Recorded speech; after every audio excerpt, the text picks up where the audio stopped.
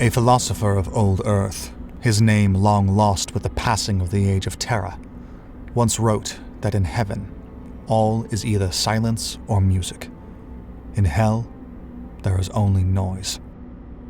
Archmagos Adzib Centauros had seen as much of hell as anyone who still called himself a man could, and he could say with confidence that Forge World Baktoon wasn't even close. Still, one could be forgiven for the mistake. Beneath a shroud of smog that had long ago choked all native flora, the world forges burned night and day, or at least, they burned through what the priests of the True Mechanicum called night and day for the sake of convenience.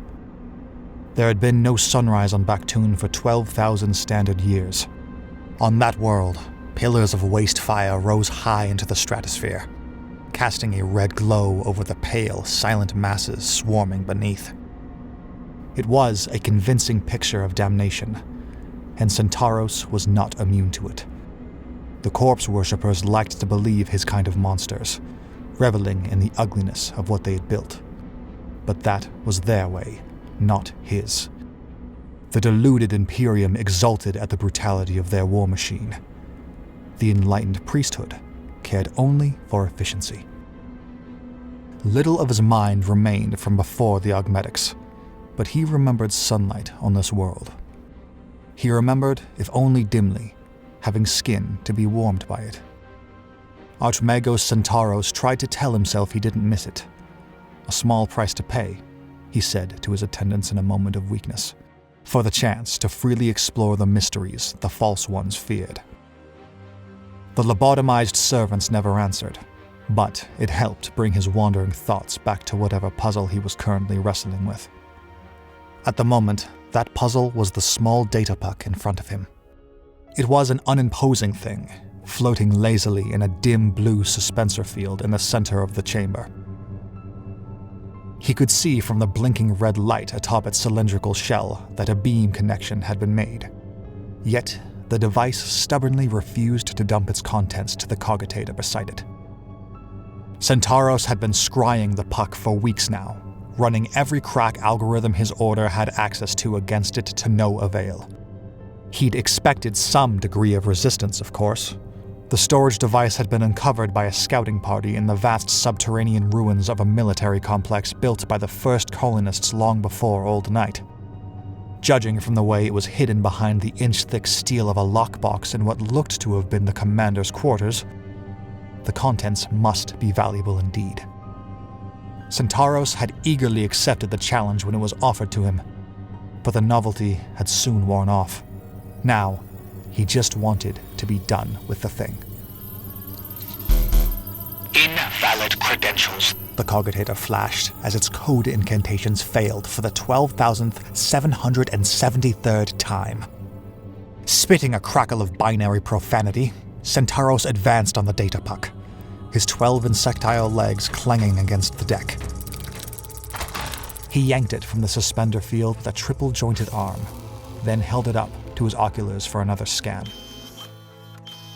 He cycled through spectrums, one after another, more to feel like he was doing something than in hope of any new revelation. Thermal, magnetic, Empyrean. He didn't linger on that wavelength for more than a few seconds.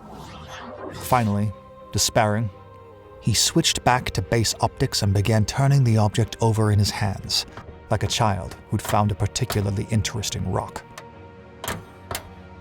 There, on the underside, there was a thin line of text scrawled in ink above the Mechanid serial codes.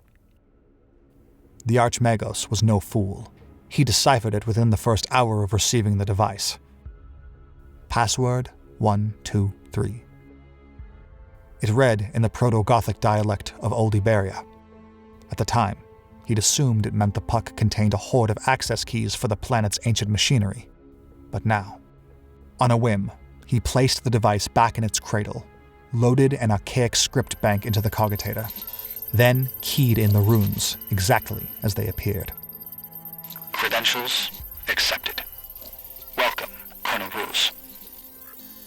The Archmagos' two mechanical hearts began to race as data flooded the screen. The organization was sloppy, the classifications indistinct. The files bore names like Aniversario 27 or Six Cumpleaños de Carlos. He opened one at random, not bothering to translate the title. A Pict capture, still clear after more than 10 millennia. An open space, a thick layer of green vegetation carpeting the ground. A tree, a lifeform unseen on Baktun since before Centauros' birth, spreading its wide boughs over a family sitting cross-legged on a blanket. Family. The word felt awkward in his mind. He noted, with no little surprise, that the sky displayed in the Pict was blue. He could see the sun. The Archmagos cycled to the next image. A juvenile human leaning over some sort of confection. 6 lit candles were inserted at regular intervals along its circumference, and the juvenile was exhaling over them with a great show of effort in an attempt to extinguish them.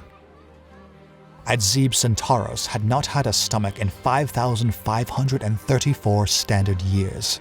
It growled, nonetheless.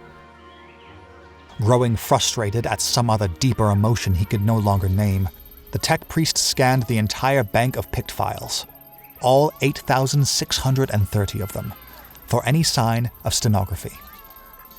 There had to be something here, some message embedded in this mundane gallery.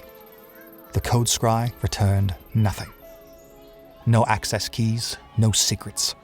Just shockingly blue skies, white-fronted wooden habs, children and adolescents baring their teeth in an organic gesture of pleasure.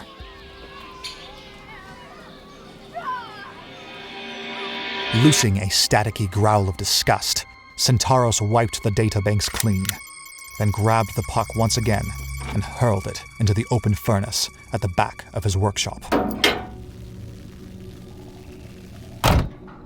It landed in a cloud of ashes. Thin cracks spread along its casing as the internals melted. Adzib Centauros turned away from the relic with a final glare of his one remaining eye. Then he hailed Archmagos Belwyn over the noosphere to report the disappointment.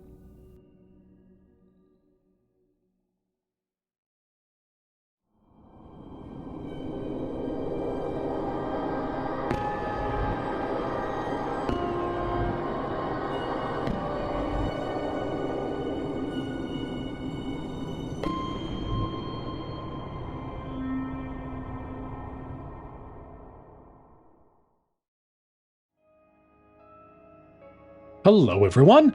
We hope you enjoyed this production of Password123, written by Lincoln Addington and performed by Colyn Harbert. Direction and production by Colyn DeGraaff. This story was an official selection in our 1,000-word fast fiction contest. Submissions are now open for the latest competition, so if you'd like to enter, you can head on over to coldopenstories.com. While you're there, you can also find quick reads, anthology collections, and full cast audio dramas sorted by factions from across the grim, dark universe we enjoy so much. Now, at the time of this recording, we are also nearing the end of this season of Untold Stories from Warhammer 40,000.